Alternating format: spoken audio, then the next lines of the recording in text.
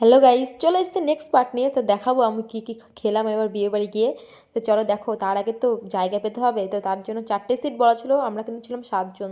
তাই দেখো সামনে এত ভিড়, 3 দিন দাঁড়িয়ে ছিল। তারপর তো অবশেষে যুদ্ধ জয় করে ভিতরে ঢুকেই গেছি আমি।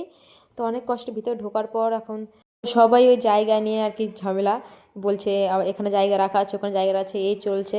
তো সামনে যাব, তো যেতে পারছিলাম না। তো তারপর অবশেষে আসলাম, কিন্তু আমরা সেই 4টে সিটই পেয়েছিলাম, 4টা সিট পাইনি। কিন্তু আমরা ছিলাম 7 জন। তো দিদিদেরকে বসিয়ে দিলাম, কারণ দিদিরা আর একটা বিয়ে বাড়ি যাবে বললো।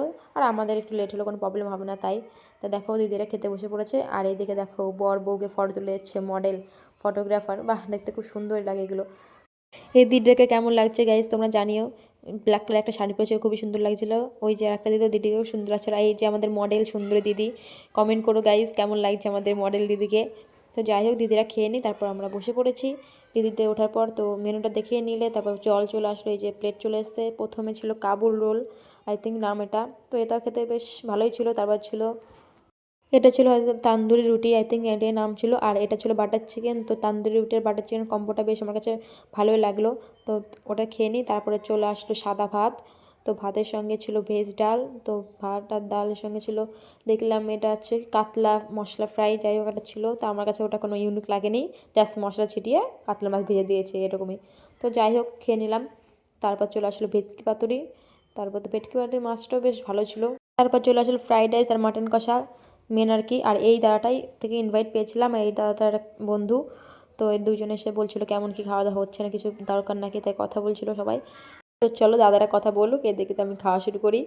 তো মাটন বলে কথা, খেতে তো হবে।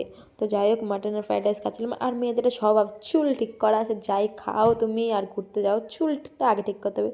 তাই একটু সব গল্প করে তারপর চলে আসলো চাটনি পাঁপড়। তো চাটনি পাঁপড় খেয়ে নিলাম।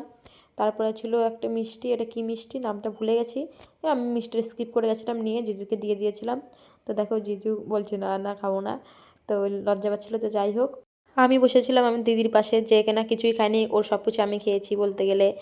রোলটাও, দুটো ফিশ, সবই আমি খেয়েছি ডবল ডবল। আর শীতে বিয়ে বাড়ি গেলে ওটা ভালো লাগে, ঝোল গরম দেয় না হাত ধুতে, ওটা হেভি লাগে। তো আমরা যুদ্ধ জয় করে ফেলেছি গাইজ, দেখো এখন বাড়ির দিকে যাই। তো আইসক্রিমও দিয়েছিলো, আইসক্রিমটা নিয়ে বাড়ি চলে এসেছি। তো এখন দেখো ঠান্ডার মধ্যে আমার দিদি এখন পুরো বাড়ি যাওয়ার জন্য রেডি। তো আমিও পরে চাদর নিয়ে নিয়েছিলাম। তো দেখা হচ্ছে নেক্সট ব্লগে, টাটা।